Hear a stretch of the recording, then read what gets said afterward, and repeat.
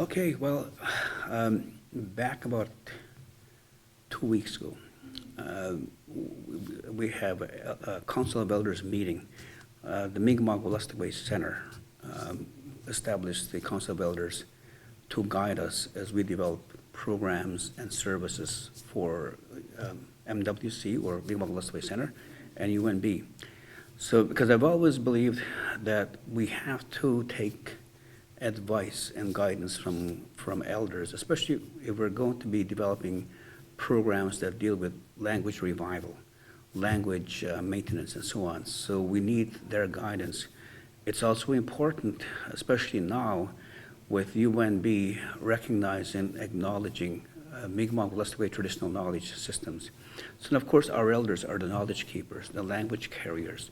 So, based on that, I convinced the dean and, of course, the president that we need to have a council of elders established here to allow us to tap into the knowledge of the elders. So, in our last meeting, we discussed Canada's birthday, and at that time, when we looked at the question whether or not we should be celebrating, most of the elders agreed that we should not celebrate the birthday of Canada because of what it means to us and the policies that were formulated and imposed on the First Nations people across the country. So they were saying, no, let's not celebrate the birthday, but let's celebrate the resilience of our culture. They reflect on what we have now today, what has survived, because back in 1876, the first Indian Act was passed, and the first Indian Act outlawed our ceremonies, outlawed our traditional governing systems, outlawed our language, outlawed the traditions of my ancestors, and so this oppressive Indian Act it chipped away at our cultural foundation. It almost destroyed our cultural foundation, but because of this resilience, we need to celebrate that now this year. We have to remind Canadians that this policy was destructive, but it did not totally destroy our cultural foundation.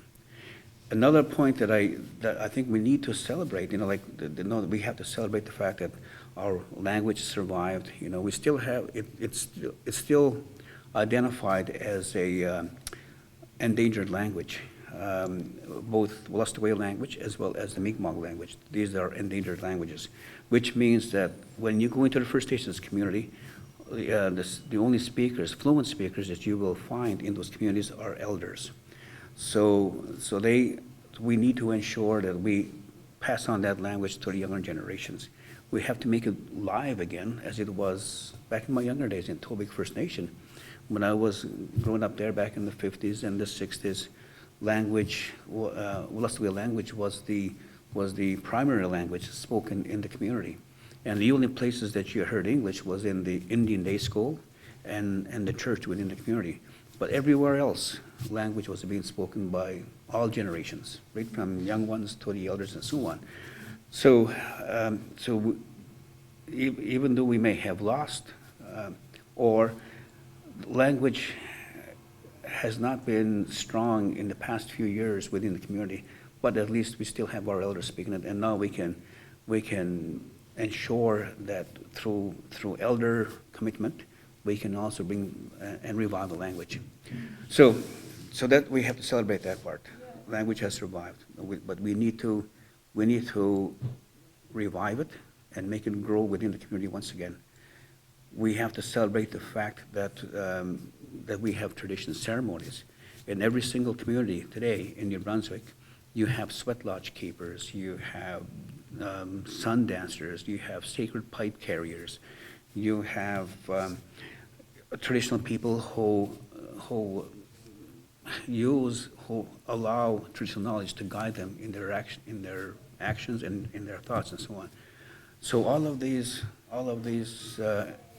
cultural components that have survived, and we need to celebrate that point. What's another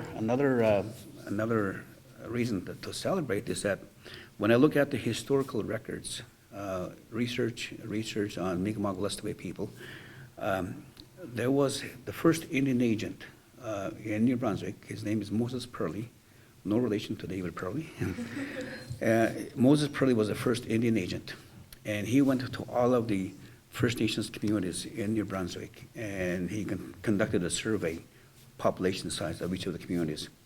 And he reported in his final report that there were roughly around 2,500 Mi'kmaq-Wellestegwe people. This would have been in the mid 1800s, early 1800s, and he reported that there was only 2,500 Mi'kmaq-Wellestegwe people in New Brunswick. And in his report, he also projected that within the next 50 or 100 years, you're not going to see any Mi'kmaq-Wellestegwe people in New Brunswick. They'll totally disappear from New Brunswick because of the high death rates, and so he was saying that it's the population size now is small, and it will get smaller, and later on it will just disappear. So when I read that report, and when I think about the situation of Mi'kmaq-Wellestegwe people now in terms of population size, we have roughly around 15,000, maybe more, Mi'kmaq-Wellestegwe people here in New Brunswick. So we grow from 2,500 to maybe 15,000, maybe more, depending on how you define Indian. We don't use the Indian Act definition. For us, we have a much broader definition of Mi'kmaq-Wellestegwe identity. So I think that's cause for celebration, knowing that at that time the Indian agent was saying we're not going to see any Mi'kmaq-Wellestegwe people here, and I reflect on that, and especially put it in the context of what happened to the Beothuk, in Newfoundland. They totally disappeared because of the practices of the English colonial English governments at the time.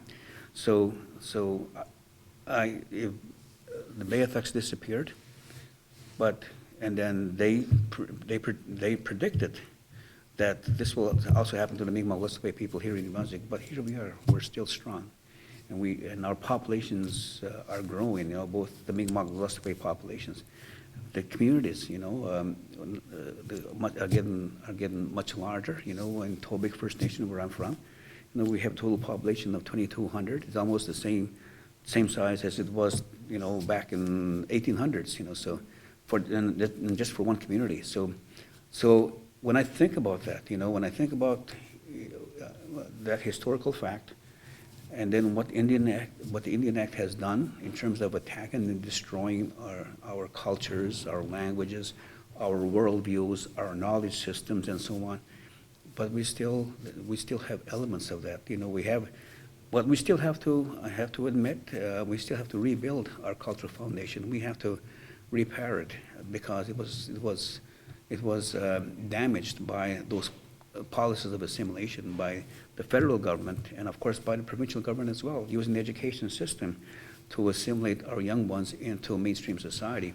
So we've been able to resist assimilation, and what we have to do now is to repair that cultural foundation.